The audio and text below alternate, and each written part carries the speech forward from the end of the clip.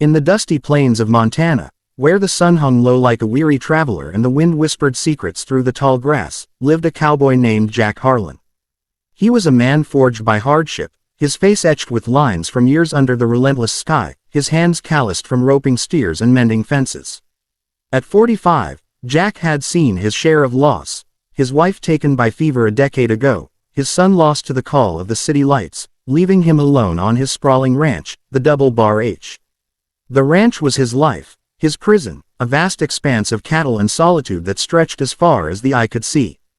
Jack didn't trust easily. The world had taught him that people came and went like summer storms, leaving destruction in their wake. So when a lone figure rode up to his gate one scorching afternoon, dust kicking up behind a tired mare, he eyed her with suspicion. She was young, maybe 25, with sun-kissed skin and eyes the color of a stormy sea. Her clothes were worn, a faded denim shirt, leather chaps, and a wide-brimmed hat that shadowed her determined face. "Name's Eliza Thorne," she said, dismounting with a grace that belied her fatigue. "I'm looking for work. Heard you might need a hand."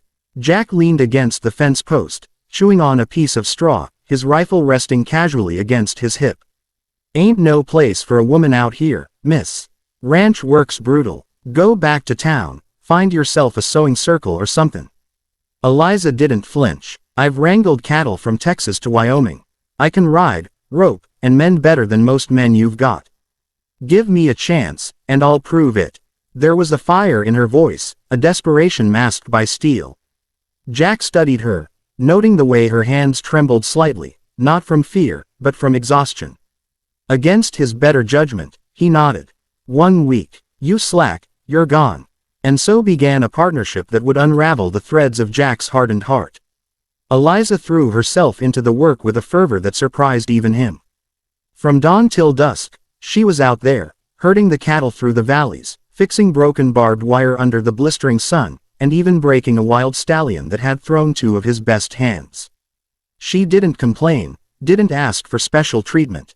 At night, around the campfire with the other ranch hands, a grizzled bunch named Pete, Slim, and Old Man Hawkins, she held her own, trading stories of trail drives and narrow escapes from bandits. Jack watched her from afar, intrigued despite himself. There was something about Eliza, a quiet strength that reminded him of his late wife, Mary, but with an edge sharpened by unseen trials. As the days turned into weeks, the ranch began to feel less empty. The cattle thrived under her care, the fences stood straighter, and even the men respected her, calling her Miss Eli, with a tip of their hats. But Jack kept his distance, burying his curiosity in the rhythm of the work. One evening, as a thunderstorm brewed on the horizon, flashing lightning like God's own anger, Jack rode out to check on a stray calf reported missing near the river. The air was thick with the scent of impending rain, the ground soft under his horse's hooves.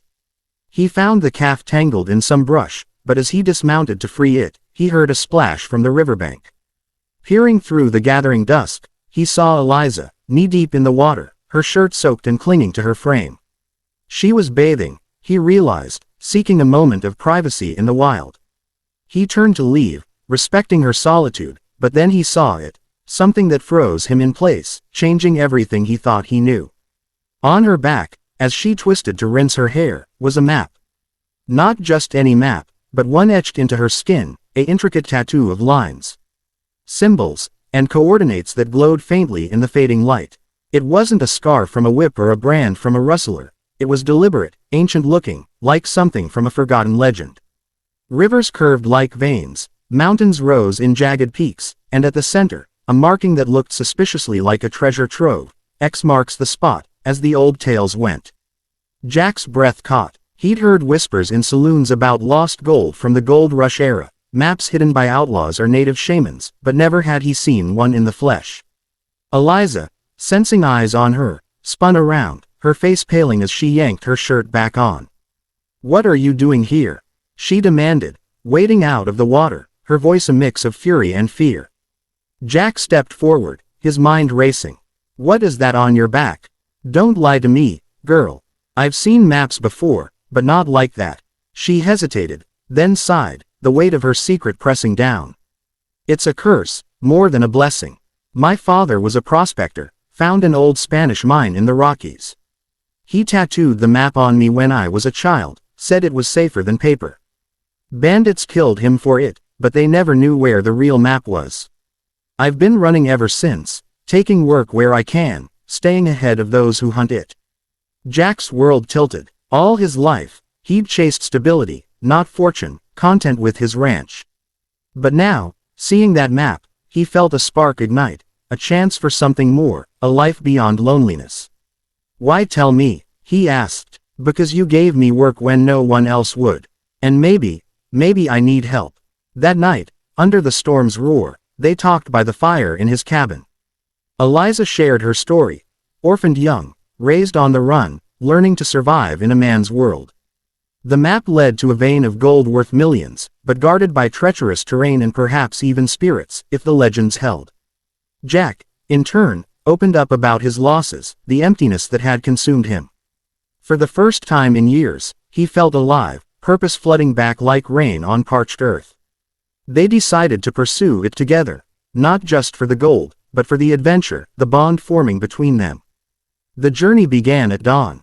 They packed supplies, told the hands they were scouting new grazing land, and rode north into the mountains. The trail was unforgiving. Steep cliffs where one wrong step meant death, rivers swollen from meltwater, and nights so cold they huddled together for warmth. Along the way, Eliza's skills shone, navigating by stars, foraging for food, even fending off a pack of wolves with her quick draw. Jack, with his steady hand and knowledge of the land, complemented her perfectly. But dangers lurked beyond nature. Word of the map had spread. Bounty hunters trailed them, led by a ruthless man named Silas Black, who had tortured Eliza's father years ago. In a narrow canyon, ambush came. Gunfire echoed off the rocks as Silas's men attacked. Jack took a bullet to the shoulder, pain searing like fire, but Eliza dragged him to cover, returning fire with deadly accuracy. "We ain't dying here," she growled, bandaging him with strips from her shirt. They fought back, Jack's rifle barking in rhythm with hers, until the attackers fled, leaving Silas wounded but vowing revenge. Deeper into the wilderness, the map's clues unfolded. A hidden cave behind a waterfall, puzzles carved into stone that Eliza deciphered from her father's tales. Inside, they found not just gold, nuggets glittering like stars, but artifacts of an ancient civilization, pottery and jewels that spoke of history long buried. As they loaded their packs, Silas appeared, gun drawn, a sneer on his scarred face. "The map's mine now, girl." A fierce standoff ensued, words flying like bullets. Jack, weakened but resolute, revealed a bluff. He'd wired the cave with dynamite from their supplies. "One shot, and we all go down." Silas laughed, but doubt flickered. In the chaos, Eliza disarmed him, tying him up for the authorities. Victorious, they emerged from the mountains, richer in wealth and spirit. The gold bought expansions for the ranch, but more importantly, it forged a new life. Jack and Eliza married under the Montana sky, her map now a symbol of their shared destiny rather than a burden. He saw in her not just a worker, but a partner, a savior who had pulled him from isolation. What he saw that fateful day by the river wasn't just ink on skin, it was hope, adventure, love, elements that changed his life forever. Years later, the double bar H thrived, a testament to their bond, with children running through the fields, laughter echoing where silence once reigned. And Jack, gazing at the horizon, knew that sometimes, a simple request for work could rewrite a man's entire story. If this tale of courage, mystery, and transformation gripped you from start to finish, imagine what other epic adventures await. Hit that subscribe button right now to join our channel for more heart-pounding stories that will keep you on the edge of your seat. Don't miss out. Subscribe today and turn on notifications so you never skip a beat.